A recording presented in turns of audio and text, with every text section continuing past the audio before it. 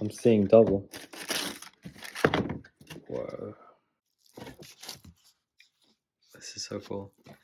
The beauty of imperfection fades to perfection. Whoa.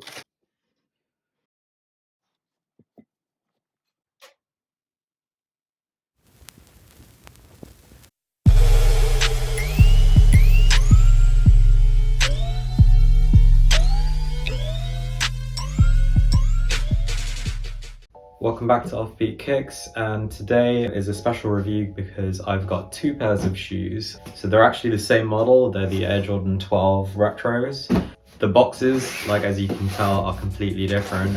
So you might think they're kind of like a different shoe, but then they are actually the same model. And I'm really excited about these because these are one of my favorite Jordan shoes. So this particular colorway just got released a couple of weeks ago. It's called the Air Jordan 12 in the dark Concord colorway. I've been wearing these like in the house, so they're kind of unlaced. They're very dark, they're very black, so that's the initial kind of impression of them. They've got these purple hints to them, which I really like, and these are the Indigo Blue colorway. So these are completely different in terms of looks. Like the colorway is completely different, the color blocking is completely different, so you've got like a lot more contrast in this shoe. So a little history behind the Air Jordan 12. This is the 12th iteration of the Air Jordan line. So it was released in 1996, designed by Tinker Hatfield, who is the designer of all of the Air Jordans from the Air Jordan 3 onwards. Tinker Hatfield based this shoe on, there's two different things. So like I've heard it's based on a high heel of like a women's shoe. So you can see kind of like the heel part there. Also, it was inspired by the Japanese flag. There's a particular type of Japanese flag where there's like some sun rays coming out of it, and that's what these kind of panels represent, where you've got this kind of the rays coming out of this area of the shoe. In terms of appearance, like let me go through each of these. So the Indigo Blue has like a white outsole, and you've got this carbon fiber plate there. It's got a reptile kind of finish on the midsole. These leather panels are quite nice and smooth. They're not too soft, but they're not like really rigid and hard as well. Then you've got this like upper blue part, which is really nice and plush and kind of soft to touch. It's really, like I love touching this area. It's just so nice.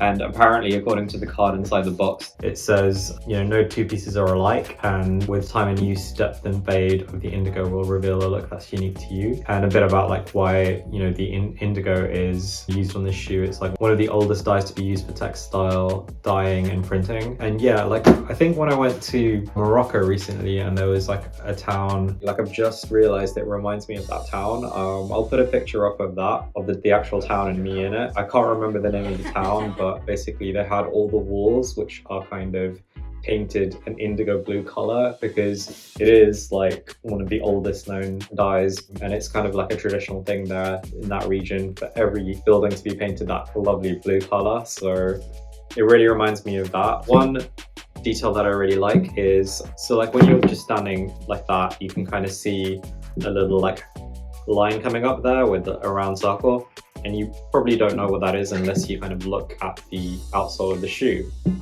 So you can see it's definitely a Jumpman with his arm coming out and the ball there. You've also got a little 23 tab there in a different color. A famous thing that happened while Michael Jordan was playing in the Jordan 12s was the flu game, where Michael Jordan had a really high fever before one of his games, and he actually played with the fever. So he had food poisoning or something the night before, and then he was playing in the game with a really high fever, but he played really well and he helped the Chicago Bulls win that game. That colorway of the shoe was the flu game colorway. A nice piece of knowledge is basically like you've got this 2-3 on the tongue instead of the number 23. And I think Michael Jordan wanted the number 23 shown in a different way on the tongue. So that's why they put that 2-3 there. You've got the Jumpman on the top. and you've got this tab at the back which says quality inspired by the greatest player ever, and you've got Michael Jordan's number there again, 23. Let me go through a couple of the details on the dark Concord colorway. So the leather on the upper is more of a suede feeling compared to the Indigo Blue. This part has the reptilian print on it, so this kind of leather or synthetic leather, whatever that is, has a reptilian print, whereas the other one doesn't. The colors are a lot darker on this, obviously. Apart from that, they are identical, so I'm not going to spend too much time on these. Interesting fact about the Jordan 12 as well is that there's no Nike branding. Like, you don't see a big swoosh, you don't see Nike Air anywhere on the shoe, because this was one of the first shoes that was designed by what's called Jordan brand, which is like a subsidiary of Nike, which focuses on the Jordan retros and the new shoes that come out every year. They wanted to kind of differentiate themselves, I guess. But if you look at the previous shoes, they always had some kind of Nike Air or the swoosh. This was also the first Air Jordan shoe to have full length zoom. So the previous Air Jordans had a lot of air technology, so they have the air bubble, but this is the first shoe that had full length zoom, which makes it super comfortable.